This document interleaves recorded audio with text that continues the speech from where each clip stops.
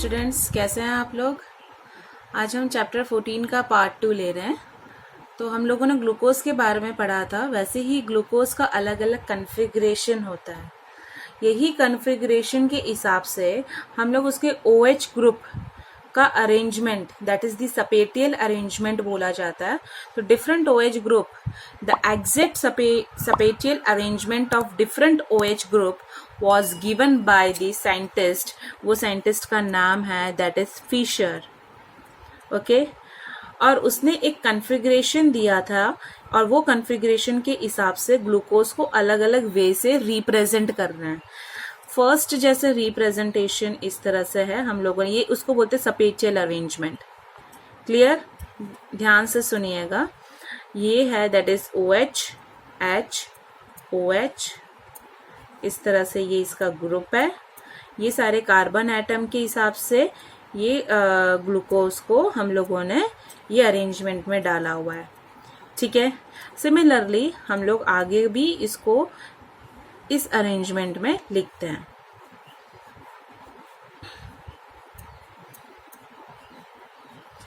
H, OH, OH,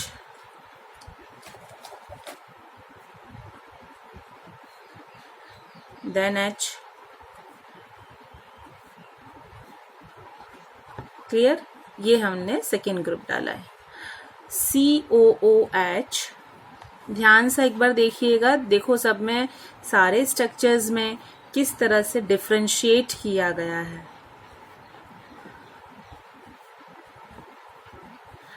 अब देखो क्या फर्क है इसमें।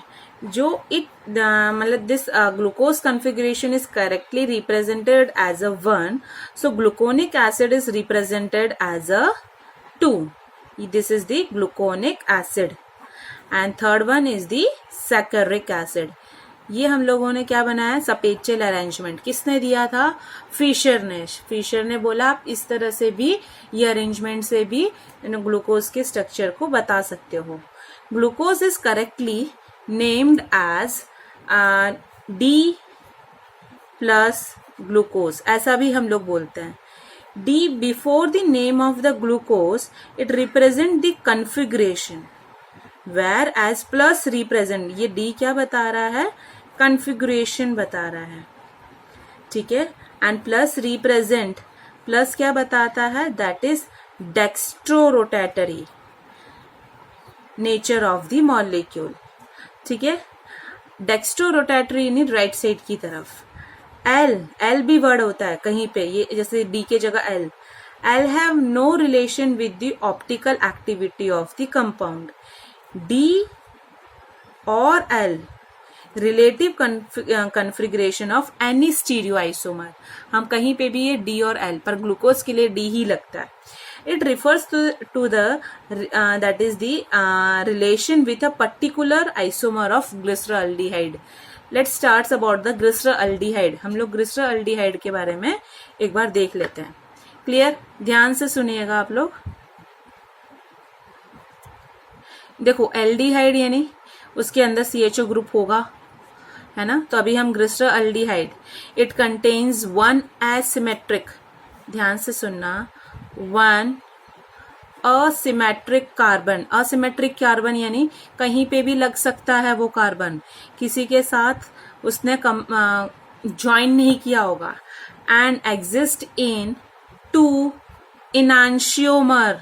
देखो बेटा, मैं ये इनांशियोमर फॉर्म में भी हमें ये ग्लिसरॉल्डिहाइड मिलता है। What does mean by enantiomer, each of a pair of molecule that are mirror image of each other.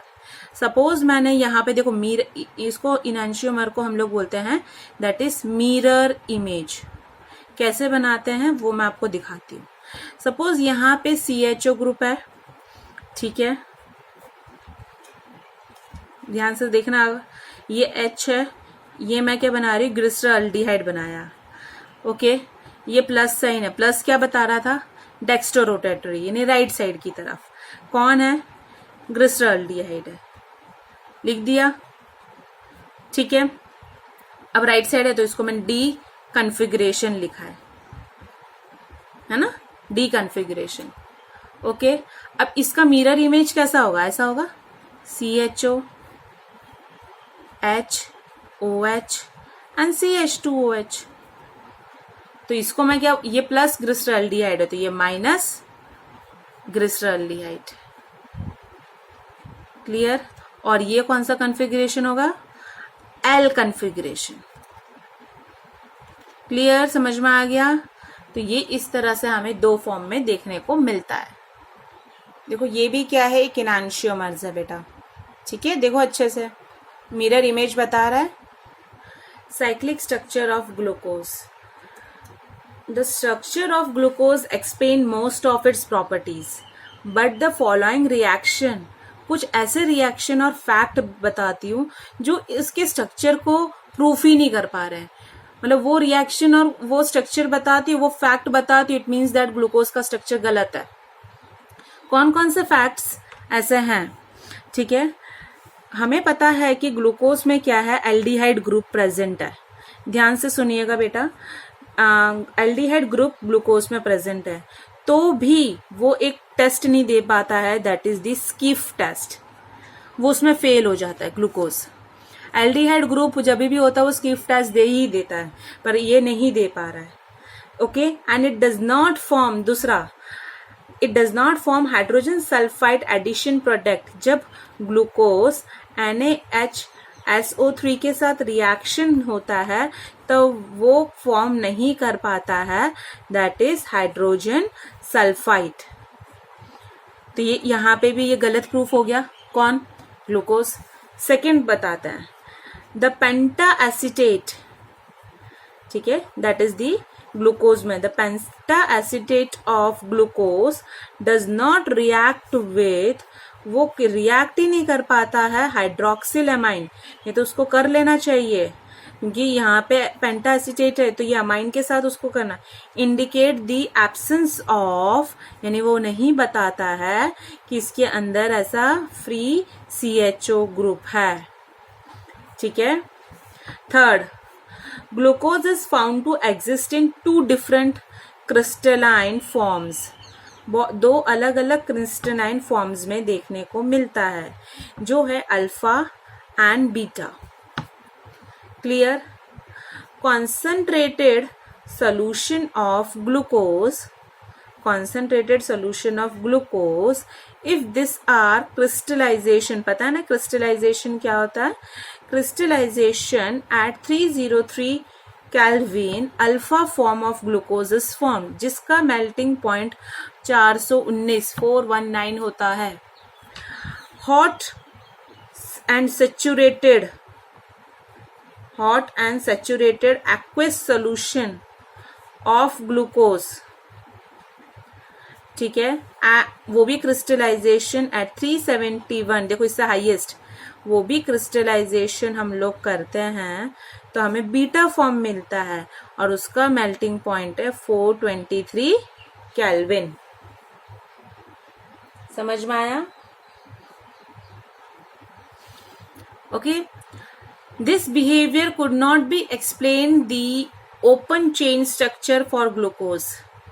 ये सब नहीं बता पा रहे। It was propose that one of the OH group may add to the CHO group and form a cyclic hemiacetal structure. It was found that glucose forms a 6-membered ring. 6-membered ring बता रहा है, in which OH कहाँ पे लग रहा है? C5 carbon में। ठीक है, OH हमेशा C5 कार्बन में। This explains the absence of, ये CHO ग्रुप का एब्सेंस बताता है और एग्जिस्ट करता है 2 साइक्लिक फॉर्म्स में, जो अभी हम बना के मैं बताती हूँ आप लोगों को। ये है अल्फा डी ग्लूकोज। देखो किस तरह से ये अरेंजमेंट दिख रहा है इसका। ये C1 कार्बन 2 3 4 5 6, इस तरह से ये कंप्लीशन हो रहा है। अल्फा डी लिखा है, ये बीटा डी।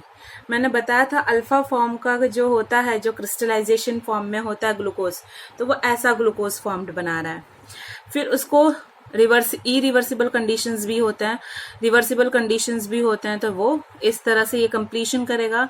आगे फर्दर वो करके ये हेल्प कर रहा है इसको इतने कंप्लीशन करने में, यानी ये क्या बना रहा है, वो बीटा फॉर्म बना रहा है।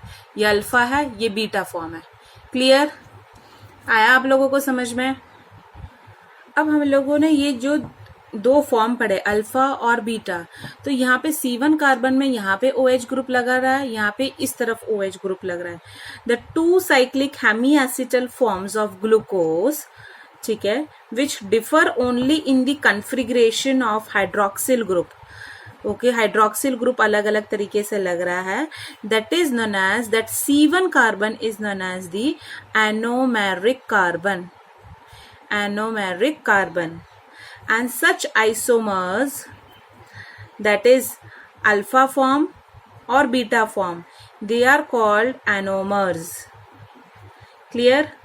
They are called anomers. Anomers का meaning है alpha form and beta form. The six membered cyclic structure of glucose. अब हम लोगों ने एक और पढ़ा है नया, that is six membered cycle, जैसे कि जो बेंजीन का रिंग होता है वैसे। The six membered cyclic structure of glucose is known as the pyranose structure. जब ग्लूकोज का साइक्लिक स्ट्रक्चर बनता है तो उसको मैं क्या बोलूंगी, पायरेनॉज स्ट्रक्चर। समझ में आ रहा है? साइक्लिक स्ट्रक्चर है उसको पायरन। पायरन is a cyclic organic compound with 1 oxygen atom and 5 carbon atoms in the ring. ये हम लोग अभी ग्लूकोज का पढ़ रहे हैं, अलग तरीके का भी ग्लूकोज दिखता है। तो cyclic structure of glucose, cyclic structure of glucose that is, उसको हम, वो स्ट्रक्चर को हम लोग बोलते हैं हैवॉट स्ट्रक्चर। उसको हम बोलेंगे हैवॉट स्ट्रक्चर। याद रहेगा आप लोगों को? ये हम लोग साइक्लिक, देखो बेटा कैसा दिखता है, इस तरह से, ठीक है। तो ये क्या हो गया, एक ऑक्सीजन 1 2 3 4 5 एंड 5 क्या है, कार्बन एटम है। अब इसको हम लोग इस तरह से पूरा डिफ्रेंशिएट करके हम लोग पूरा एक अल्फा और बीटा फॉर्म बनाएंगे। क्या बना रहे हैं, that is the alpha and beta form. Sorry, यहाँ पे ऑक्सीजन है। क्लियर? अब यहाँ पे OH ग्रुप है, तो ये क्या है, 1 carbon atom, 2 carbon atom, 3 and 4 and 5. Similarly here 5 4 3 2 and 1. Clear? First carbon atom में यहाँ पे HNOH ग्रुप है, हम लोग ग्लूकोज का स्ट्रक्चर बना रहे हैं। HNOH, OHNH, HNOH, similarly CH2OH and here H. ये 6 कार्बन हो गया, 1 2 3 4 5 6. Similarly here also ये क्या बना दिया, अल्फा D प्लस ग्लूकोपायरेनॉस। समझ में आया इसका नाम क्या है, ग्लूकोपायरेनॉस। मैं अब ये बीटा डी बना रही हूँ, ठीक है, याद रखिएगा, बीटा डी प्लस ग्लूकोपायरेनॉस। अब यहाँ पे आएगा OH H, यहाँ पे देखो ये यहाँ पे ऐसे चेंज हो गया, H OH। आप लोगों को यही याद रखना है कौन कहाँ से किस तरह से चेंज हो रहा है। Okay, HNOH। तो ये क्या हो गया, 6 नंबर का कार्बन एटम, तो ये नाम आ जाएगा बीटा डी ग्लूकोपायरेनॉस। क्लियर? ये क्या बनाया मैंने, हैवॉट स्ट्रक्चर। हैवॉट स्ट्रक्चर क्या होता है, cyclic structure of the glucose is known as the Haworth structure. अभी तक हम लोगों ने सिर्फ ग्लूकोज पढ़ा, हम लोग मोनोसेकेराइड्स पढ़ रहे थे, ग्लूकोज कंप्लीट किया। सेकंड आता है फ्रुक्टोज। ग्लूकोज था एल्डोहेक्सोस, तो फ्रुक्टोज क्या है बेटा, फ्रुक्टोज है that is ketohexose, obtained along with glucose by the hydrolysis of disaccharide sucrose. Sucrose जो डाइसैकेराइड है उसका हाइड्रोलाइसिस करने पे हमें फ्रुक्टोज मिलता है। Structure of fructose, molecular formula C6H12O6, found to contain a ketonic group. Ketonic group functional group है at carbon number that is the 2, that is the C2, and 6 carbons in straight chain as in the case of glucose. 6, okay. The D series, that is a levorotatory compound, that is the glucose क्या था, dextrorotatory compound था, तो D ये क्या है, लीवोरोटेटरी. देखो लीवोरोटेटरी compound याद रखना. डेक्स्ट्रो का मीनिंग होता है राइट साइड से और लीवोरोटेटरी यानी लेफ्ट साइड. ओके, अब यहाँ पे हम लोग इसको इस तरह से represent, that is fructose. Okay, किस तरह से इसका स्ट्रक्चर है, CH2OH, C कीटोनिक फॉर्म बनाया मैंने, H OH OH CH2OH बन गया, 6 कार्बन बना है ना, 6 कार्बन एटम बन गया है. तो 2 cyclic form which are obtained by addition of OH at C5 and to the ketonic group at the C2 atom. The ring, दस वहाँ पे भी रिंग स्ट्रक्चर था, उसको पायरन बोला था. तो यहाँ पे जो रिंग स्ट्रक्चर बनता है, पर वो क्या था, 6 का ऐसा 6 रिंग स्ट्रक्चर. ये क्या है, 5 मेंबर्ड रिंग स्ट्रक्चर है, 5 मेंबर्ड रिंग स्ट्रक्चर, और उसको हम लोगों ने बोला हुआ है that is furanose with analogy. और वो जो कंपाउंड फ्यूरानोज फॉलो करता है उसको हम लोग बोलते हैं फ्यूरान. तो furan is a 5 membered cyclic compound with 1 oxygen and 4 carbon atom. Clear, आया समझ में. तो इसका जो हम लोगों ने हैवॉर्ड स्ट्रक्चर वो आगे पायरॉन का बनाया था, तो इसका भी हैवॉर्ड स्ट्रक्चर एक बार हम देख लेते हैं किस तरह से दिखता है. तो फ्यूरान का हम लोगों को इस तरह से ये स्ट्रक्चर है इसका. क्लियर हो गया, 1 ऑक्सीजन एंड 4 कार्बन. इसमें भी अल्फा एंड द बीटा है, पर हम लोग पहले उसका सपेटियल अरेंजमेंट देख लेते हैं. ये इसका सपेटियल अरेंजमेंट है. वैसे ही हम लोग जो cyclic structure that is the जो ऑफ 2 एनोमर्स है, ये अल्फा एंड बीटा एनोमर्स बोलते हैं. हैवॉर्ड स्ट्रक्चर इसका हम लोग बनाते हैं. तो हैवॉर्ड स्ट्रक्चर भी किस तरह से दिखता है, इस तरह से ये हैवॉर्ड स्ट्रक्चर है. 1 ये फर्स्ट कार्बन एटम है, ये 2 carbon atom, 3 carbon atom, 4 and 5, और दिस वन द 6. तो ये अल्फा फ्रुक्टोफ्यूरानोज है, ये भी 6 है, ये 5 4 3 2 एंड दिस वन 1.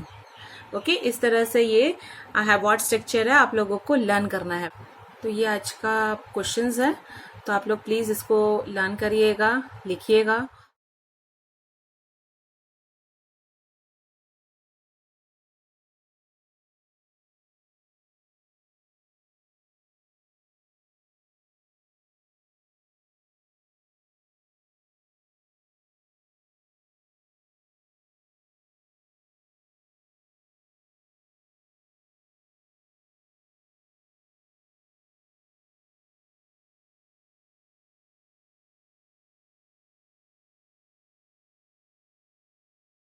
तो आज का टॉपिक मैं यहाँ पे कंप्लीट करती हूँ. आपको मेरा वीडियो अच्छा लगा है तो प्लीज़ आप लोग लाइक करिए, उसे शेयर करिए, और thank you so much students.